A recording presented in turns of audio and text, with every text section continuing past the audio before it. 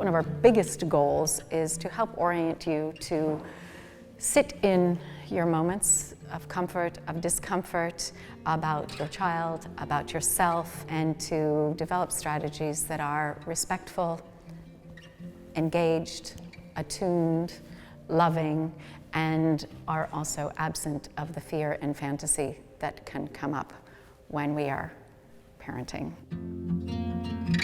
For years, I knew there was some common thread in what parents struggled with, and I actually systematically went through every note that I had from conferences and workshops to look for the obstacles, the things that were stopping parents. And throughout everything were two very important obstacles: fear and fantasy.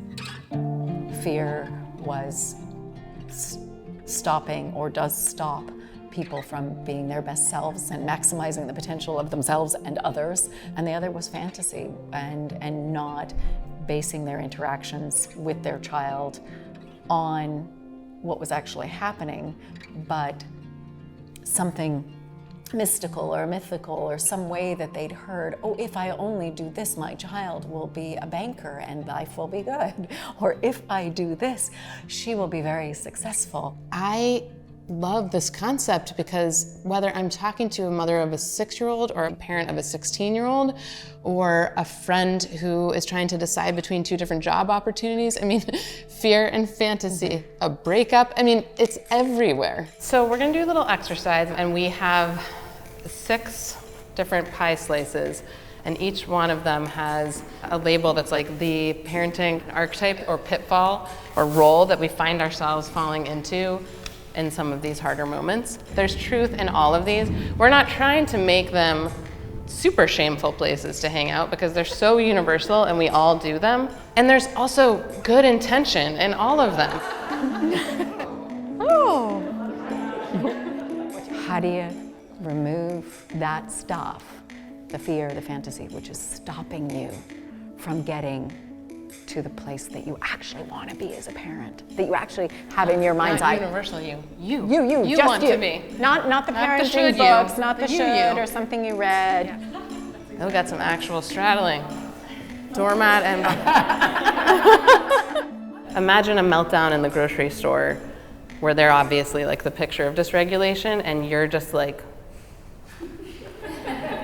you might look very composed. That's like all systems scrambling.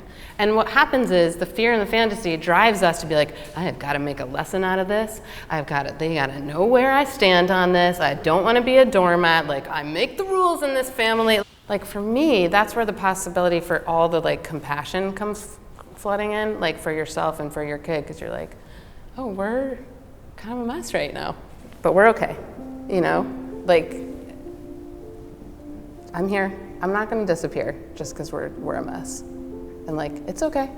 I mean, a lot of that wasn't okay, but it's okay to feel this. We're going to talk about it later, but right now, you know, like that connection, attunement in those moments is actually the only thing you have to do. We all intend to do right by our child, but it's that insidious and kind of ever-present fear and fantasy that can, I say, kind of trigger us and send us like hurtling towards a model that we did not set out to be as a parent. Is this happening? Or are you afraid of it happening? And if you took that away, what would you be left with? You would be left with the facts.